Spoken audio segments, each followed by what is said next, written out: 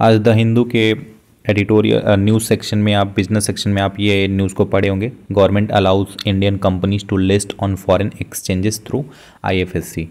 तो इस particular news में क्या हमारे लिए जानना ज़रूरी है और इसका कहाँ पे हम यूज़ कर सकते हैं उसकी हम बात करेंगे। देखिए ये इकोनॉमिक्स का न्यूज़ है, तो मे बी प्रीलिम्स में इसमें टर्म पूछेगा क्योंकि 2-3 टर्म्स इसमें बहुत इंपॉर्टेंट है, तो वो पूछ सकता है। और मेंस में भी आंसर राइटिंग में आपका ये बहुत यूज होगा कि डेवलपमेंट में इंडिया किस किस फील्ड में काम कर रहा है, तो ये यहाँ से कवर होगा। ठीक, इसमें न्यूज़ में क्या है, government allows Indian companies to list on foreign exchange through IFSC. तो अब आईएफएससी की बात करेंगे हम कि आईएफएससी होता क्या है।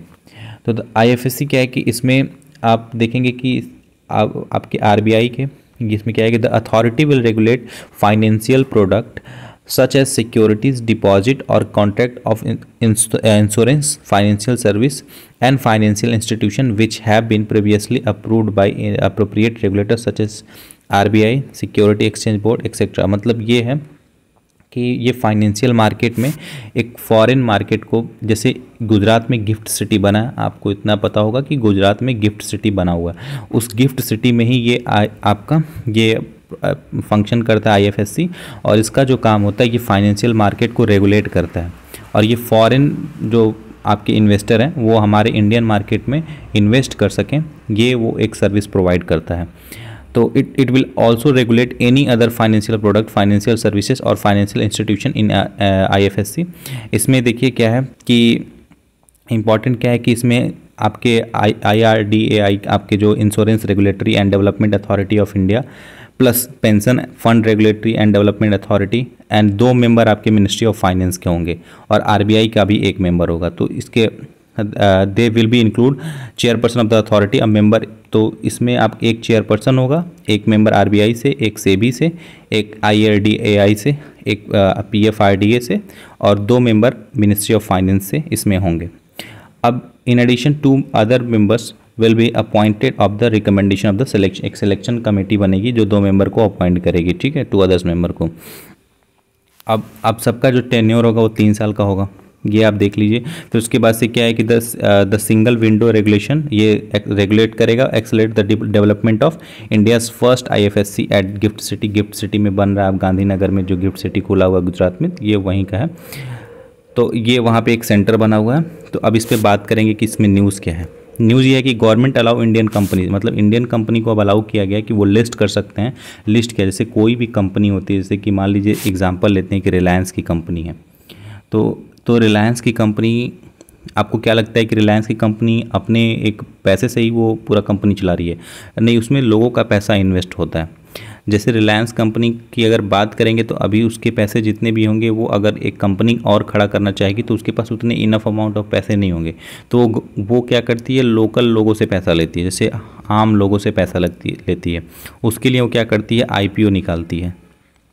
आईपीओ क्या, इनिशियल पब्लिक ऑफरिंग, ये उनके लिए होता है जो कंपनी पहली बार, मतलब नई कंपनी लिस्ट करती है। लेकिन अब जो कंपनी पहले से ही है उसके लिए एफपीओ होता है, फॉलो ऑन पब्लिक ऑफरिंग, ये सेकेंड टाइम पे होता है। जो पहली जैसे मान लीजिए कि रिलायंस ऑलरेडी कंपनी लिस्ट हो चुकी है सिक्योरिटी मार्केट में, तो उस कंपनी के लिए क्या होगा, एफपीओ निकलेगा, वो फॉलो ऑन पब्लिक ऑफरिंग। जब दूसरी बार कंपनी लिस्ट होती है, दूसरी या उससे ज़्यादा बार, तो वो एफपीओ होता है। तो रिलायंस के लिए तो एफपीओ ही होगा वो चीज़। जैसे अडानी का हम लोग न्यूज़ पढ़े थे, हिंडनबर्ग वाला जो न्यूज़ चल रहा था, तो वो एफपीओ वाला ही उनका न्यूज़ था, वो एफपीओ निकालने वाले थे। लेकिन हिंडनबर्ग जो था वो शॉर्ट सेलिंग के लिए वो अपनी जो रिपोर्ट निकाला था, जिसकी वजह से बहुत नुकसान हुआ था अडानी को। तो इसमें क्या है कि आईपीओ निकालेगी अगर कोई कंपनी, तो हम आईपीओ को लेके चल रहे हैं, एफपीओ अभी बात नहीं करें। तो आईपीओ को लेके चले अगर निकालेगी कंपनी, तो इसमें क्या होगा कि लोग इन्वेस्ट करेंगे। सपोज़ अगर 500 करोड़ की रिक्वायरमेंट है अंबानी कंपनी को, रिलायंस कंपनी को, तो ये क्या करेगा,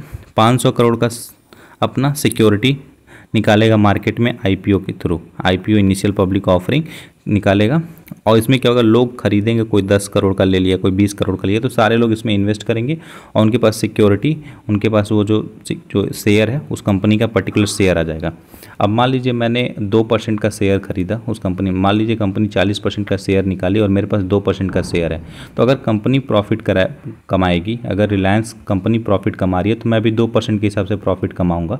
तो ये मुझे भी फ़ायदा हो रहा है और कंपनी को भी, रिलायंस को भी फ़ायदा हुआ कि रिलायंस अपना कंपनी में इन्वेस्टमेंट के लिए पैसा इकट्ठा करवा ली, तो दोनों लोग को फ़ायदा हो रहा है। तो ये होता है। लेकिन अब कंपनी अगर, अब इसमें क्या है कि यहाँ पे फॉरेन प्लेयर इसमें इन्वॉल्व होंगे, जैसे कि union finance minister Nirmala Sitharaman on Friday said that Indian companies could now directly list their share on foreign exchange operating at the gift city based international finance, IFSC जो आपका गुजरात में है, गिफ्ट सिटी में, वहाँ पे इंडियन कंपनी जो है वो डायरेक्टली इन्वेस्ट कर सकती है IFSC में।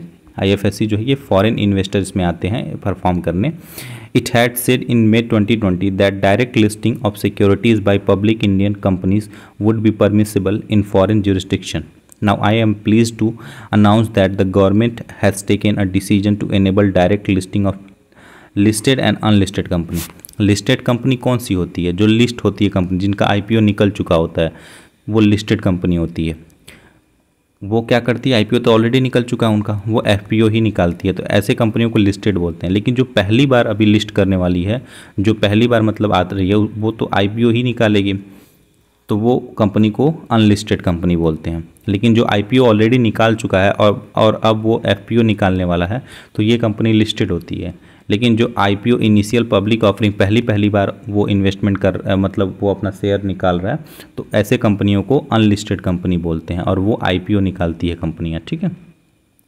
तो ये आपका था, तो वो 2020 में ही अनाउंस किया गया था और अभी इसको मतलब दोनों इनेबल कर दिया गया है। This is a major step forward to enable Indian companies to access the global capital at the better valuation, ठीक है। ये चीज़ें तो नॉर्मल। अब फाइनेंस, अब देखिए इसमें दो टर्मिनोलॉजी की बात हो रही है कि finance minister was in Mumbai inaugurated a limited purpose clearing corporation. अब ये LPCC क्या होता है, तो यहाँ पे LPCC की बात करते हैं। Indian capital market regulator SEBI has establish a resolution framework for settlement undertake by the limited purpose clearance corporation, a body established to clear and settle repo transaction. The mechanism will settle dispute between the clearing participant.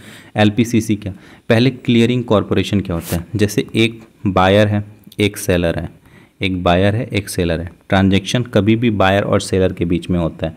मान लीजिए seller को चाहिए 2% का share buyer से, buyer 2% का share दे दिया, अब buyer को मिलेगा पैसा और शेयर को मिलेगा, वो शेयर को मिलेगा 2% का अपना जो भी पेपर ऊपर जो भी मिलता है वो आपका 2% का मिलेगा, पेपर कंपनी का हिस्सेदारी मिलेगा।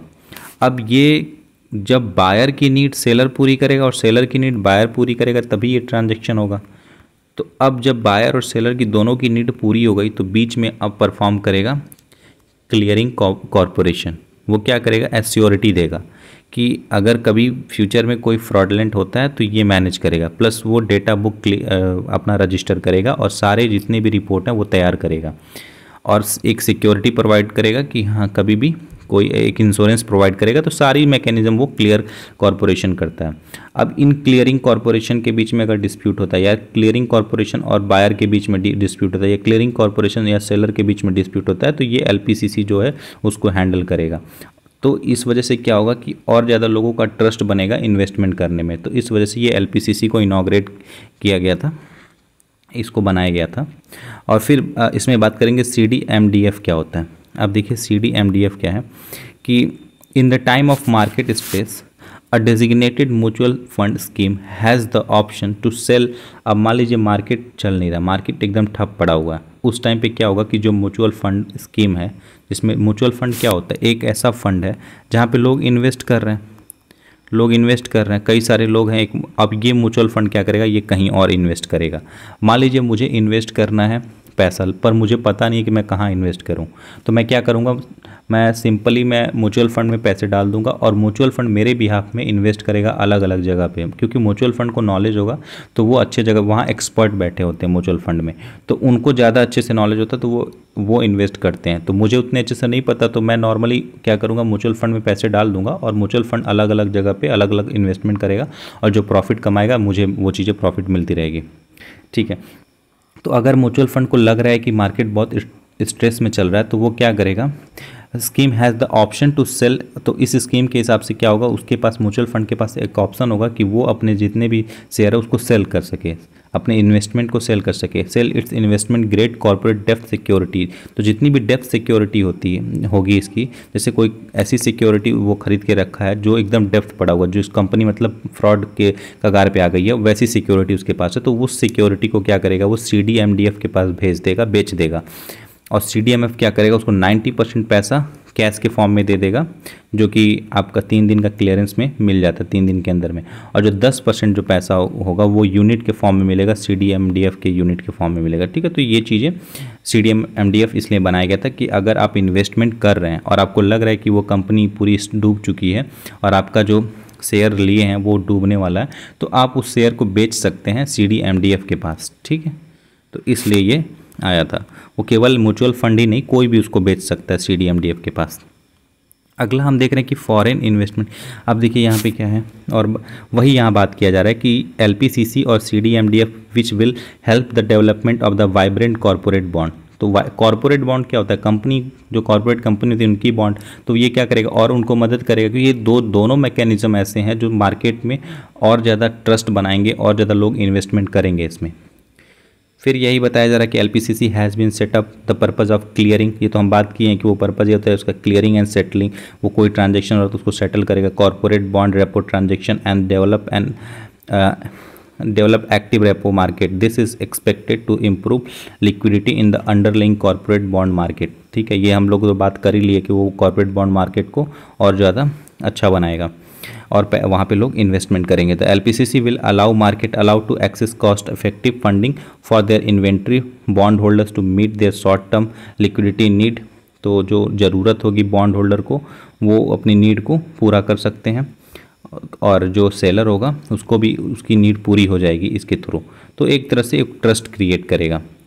फिर यही बात हो रहा है इसमें कि CDMF will have access to capital worth 33,000। मतलब ये आपका कोई ऐसा शेयर म्यूचुअल फंड अगर बेचना चाहता है, उसकी अगर कॉस्ट होगी 33,000 तक का वो चीज़ें खरीद सकता है, ये उसके पास कैपेसिटी है।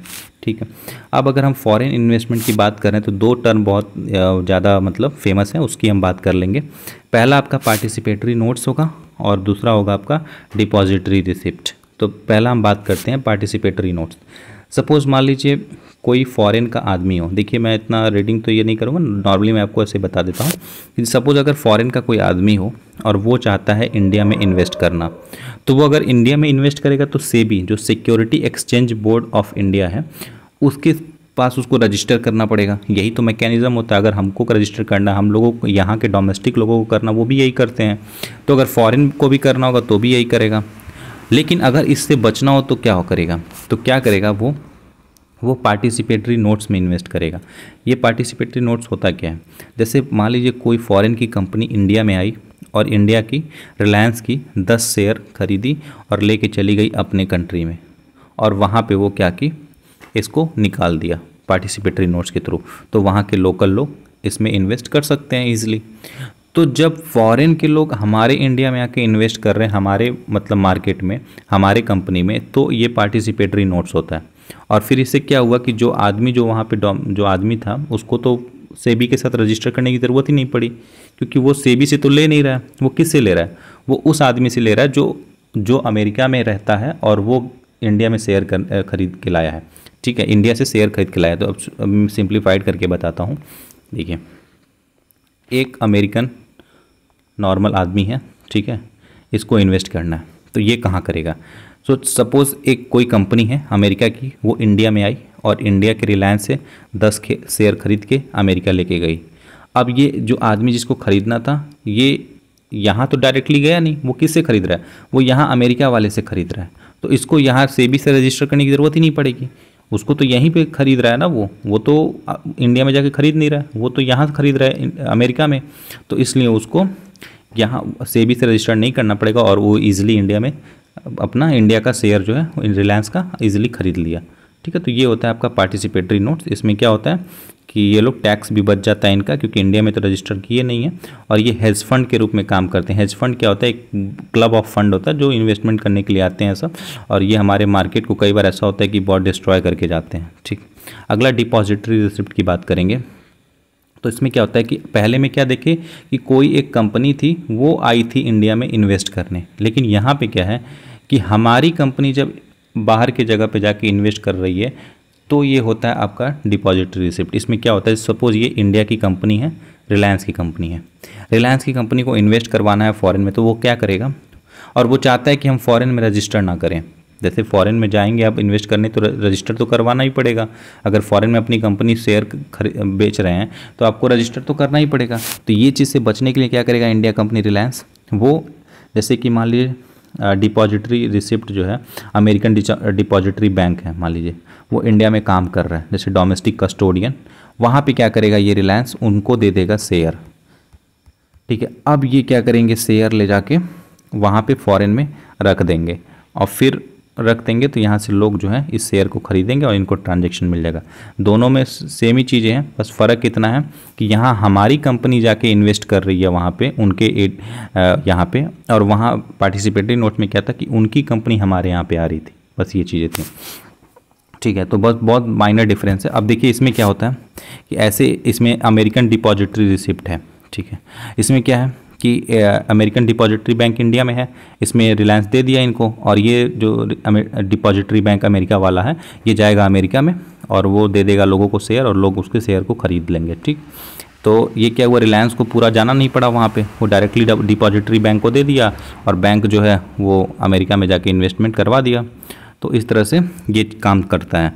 ऐसे ही आपका इंडियन डिपॉजिटरी बैंक भी होता है, जब अगर फॉरेन का कोई मतलब फॉरेन का कोई कंपनी है और वो इंडिया में लिस्ट करवाना चाहता है अपने आप को, तो वो उस तरह से करवाता है। ठीक है, तो ये मैकेनिज़्म था। कहीं अगर डाउट लग रहा है तो आप कमेंट में बताइए, मैं इसको ज़रूर बताऊंगा अच्छे से, और कहीं भी क्लियरेंस करवा दूंगा मैं उसमें। बाकी आप इसको नॉर्मली एक बार 2x करके सुनिए या फिर दोबारा इसको सुनिएगा, समझ में आ जाएगा इसको अच्छे से। ठीक है, तो बस इतना ही था इस वाले न्यूज़ में। बाकी अगर ऐसे ही मतलब डेली के न्यूज़ को मैं ऐसे ही मतलब इस फॉर्म में ही कवर करूँगा, और इकोनॉमिक्स की सीरीज़ चल रही है, उसमें आप इस टर्म को, जितने भी इंपॉर्टेंट टर्म्स हैं इकोनॉमिक्स के, वो आप कंप्लीट हॉलिस्टिक स्टार्टिंग से ही आप पढ़ सकते हैं उसको। ठीक है, थैंक यू।